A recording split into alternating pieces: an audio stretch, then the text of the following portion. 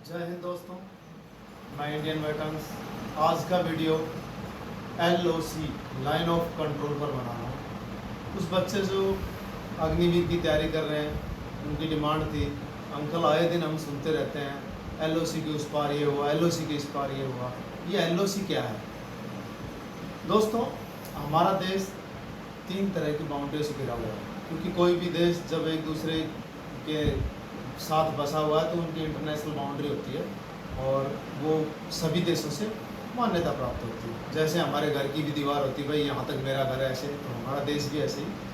तो हमारा देश जो है 3 तरह की बाउंड्री से घिरा हुआ है। एक तो इंटरनेशनल बाउंड्री, जो गुजरात से शुरू होकर के, यानी कि समुद्र के किनारे से शुरू होकर के, गुजरात से शुरू होकर के और कच्छ भुज होते हुए इधर राजस्थान होते हुए पंजाब तक आ जाती है उधर। तो ये है इंटरनेशनल बाउंड्री, जिसे सभी देशों की तरफ से मान्यता है कि हाँ भाई ये इंडिया और पाकिस्तान का बॉर्डर है। दूसरी होती है लाइन ऑफ एक्चुअल कंट्रोल, जो हमारी चाइना के साथ है। चाइना तो ये बोलता है कि वो 2000 किलोमीटर, लेकिन है वो 3500 के आसपास, यानी कि 3488 kilometre. Line of actual control, जिस पर कभी कभी विवाद होता रहता है, आप देखते होंगे। और तीसरी है LOC लाइन ऑफ कंट्रोल। अब लाइन ऑफ कंट्रोल क्यों माना गया, आज आपको इसी के बारे में बताऊंगा। दोस्तों, आपको पता है 15 अगस्त 1947 को हमारा देश आज़ाद हुआ।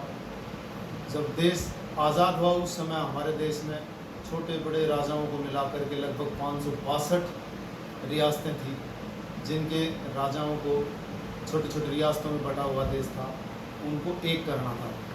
अब ये कार्य तत्कालीन गृह मंत्री श्री सरदार वल्लभ भाई पटेल को सौंपा गया। अब 560 रियासतें सरदार वल्लभ भाई पटेल ने एकत्रित की। ये बहुत बड़ा कार्य था। आप जानते होंगे, एक घर के 4 सदस्यों को इकट्ठा करना बड़ा टेढ़ा काम होता है, लेकिन उन्होंने 560 रियासतें, राजाओं को एकत्रित किया और हिंदुस्तान में मिलाया। तो 560 रियासतें उस समय मिल चुकी थी और ये एक बहुत ही साहसपूर्ण कार्य था। और बची 2 रियासतें, जिसके अंदर हैदराबाद और जम्मू कश्मीर। हैदराबाद का निज़ाम जो चाहता था पाकिस्तान में मिलूं, हिंदुस्तान में ना मिलूं, क्योंकि वो मुस्लिम बहुल क्षेत्र है, आप सभी जानते हैं। अब उस समय जो हैदराबाद का निज़ाम था, उस पर भी श्याम दाम दंड भेद सारी नीतियाँ अपना करके सरदार वल्लभ भाई पटेल ने उनको समझाया, बताया, बातचीत करने की कोशिश की, लेकिन उन्होंने नहीं माना। अब उसने हैदराबाद के निज़ाम ने देखा कि अगर हिंदुस्तान मेरा, मान लो मैं इंडिपेंडेंट रहता हूँ, नहीं मिलता हूँ, तो मेरा पाकिस्तान से आने जाने का रास्ता कैसे होगा, कहाँ जाऊँगा, कैसे आऊँगा, अगर हवाई रास्ता बंद कर दिया। तो ये उसकी सोच थी, क्योंकि हैदराबाद चारों तरफ से घिरा हुआ है, अभी कैसे जाएगा। तो इस तरह करके वो रातों रात भाग गया और हैदराबाद भी हमारे हिंदुस्तान में मिल गया। इस तरह 561 रियासतों को श्याम दाम दंड भेद सारी नीति अपनाकर सरदार वल्लभ भाई पटेल ने, उस समय के तत्कालीन गृह मंत्री थे, उन्होंने अपने हिंदुस्तान के अंदर मिला दिया। अब बचा एक जम्मू कश्मीर राज्य, जिसमें महाराजा हरि सिंह जी का राज्य था। महाराजा हरि सिंह ने कहा कि मैं तो ना पाकिस्तान में मिलूँगा ना हिंदुस्तान में मिलूँगा, मैं तो इंडिपेंडेंट शासक रहूँगा। तो बिल्कुल नहीं माने हरि सिंह जी, और इसलिए जम्मू कश्मीर को छोड़ करके 561 रियासतें मिला करके हमारा देश जो है आज़ाद हो गया, उधर पाकिस्तान में। अब अगस्त 47 में हम आज़ाद हुए। पाकिस्तान ने सोचा कि जम्मू कश्मीर पहाड़ी क्षेत्र है और सुरक्षा की दृष्टि से हम हिंदुस्तान पे मतलब आसानी से सुरक्षा अपने देश की कर सकते हैं और अटैक भी कर सकते हैं, जम्मू कश्मीर को हथिया लेते हैं।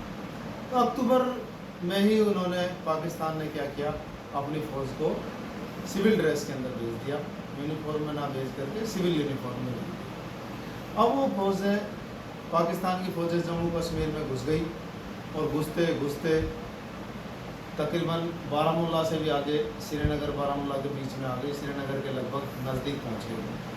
अब पाकिस्तानी फ़ौज ने लूट खसूट, मार धाड़, चोरी, बलात्कार, ये सारे अन्याय शुरू कर दिए और महाराजा हरि सिंह को जब पता लगा कि इस तरह तो पूरा पाकिस्तान जो है, पाकिस्तान हमारे जम्मू कश्मीर को हथिया लेगा, तब महाराजा हरि सिंह दौड़े हुए हमारे प्रधानमंत्री जवाहरलाल नेहरू जी के पास आए और उनसे मदद मांगी। जवाहरलाल नेहरू जी ने कहा, जो कि हमारे उस समय के तत्कालीन प्रधानमंत्री थे, भाई आपकी हम मदद तो कैसे करें, आपने विलय तो किया नहीं, हमने आपको बताया था कि आप विलय कर लो हिंदुस्तान में। तब महाराजा हरि सिंह ने कहा ठीक है, मैं विलय करता हूँ, मेरी भी कुछ शर्तें मान लो। तो उनकी कुछ शर्तें मान करके और जवाहरलाल नेहरू जी ने जो है जम्मू कश्मीर को महाराजा हरि सिंह और जवाहरलाल नेहरू ने हस्ताक्षर किए और जिससे जो है जम्मू कश्मीर भारत में मिला दिया गया। और जवाहरलाल नेहरू जी ने, हमारे जो प्रधानमंत्री थे, उन्होंने भारतीय फौज को जम्मू कश्मीर में भेजा। पाकिस्तान को धकेलते धकेलते भारतीय फौज इधर श्रीनगर से धकेलते धकेलते बारामूला धकेलते हुए उड़ी से भी आगे ले गई और इधर नौशेरा सेक्टर के अंदर भी धकेलते हुए आरएसपुरा सेक्टर की तरफ, उधर पुंछ रजौरी, ये पाकिस्तानी फौज को खदेड़ दिया। कार्रवाई चली रही थी कि हमारे प्रधानमंत्री उसी समय जो भी उनकी समस्या रही हो वहाँ पर यूएनओ में पहुँच गए और उन्होंने कहा ये पाकिस्तान ने तो गलत किया है। अब यूएनओ में जब पहुँच गए तो यूएनओ ने हस्तक्षेप किया और जो सेनाएं जहाँ पर थी आमने सामने, उसी को एलओसी मान लिया गया और यूएनओ को जो है ना, उनके पर्यवेक्षक वहाँ पर पहुँच गए और उन्होंने वहाँ पोस्ट बना ली।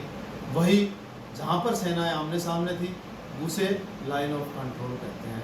अब वही विवाद लगभग 776 किलोमीटर 800 किलोमीटर के आसपास है, जिस पर चलता रहता है।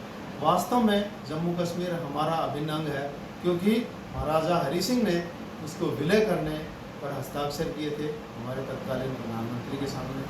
अब उस पर बहुत सारी बैठकें, समझौते भी हुए, जिस पर हमारा जो विवाद चल रहा है, विवाद नहीं, ये एक्चुअल में जम्मू कश्मीर हमारा अभिन्न अंग है। अब वो तत्कालीन प्रधानमंत्री यूएनओ में जाने से हमारी जो है सेनाएं पाकिस्तान की और हमारी जहाँ आमने सामने थी उसी को एलओसी मान लिया गया। इसे ही एलओसी, लाइन ऑफ कंट्रोल कहते हैं। दोस्तों, ये जानकारी अगर आपको अच्छी लगी हो तो इसे फॉरवर्ड करना, लाइक करना, शेयर करना और अगर आप इस चैनल पर नए हो, पहली बार हो, तो इसे ज़रूर सब्सक्राइब करना ना भूलें। धन्यवाद। जय हिंद, जय भारत।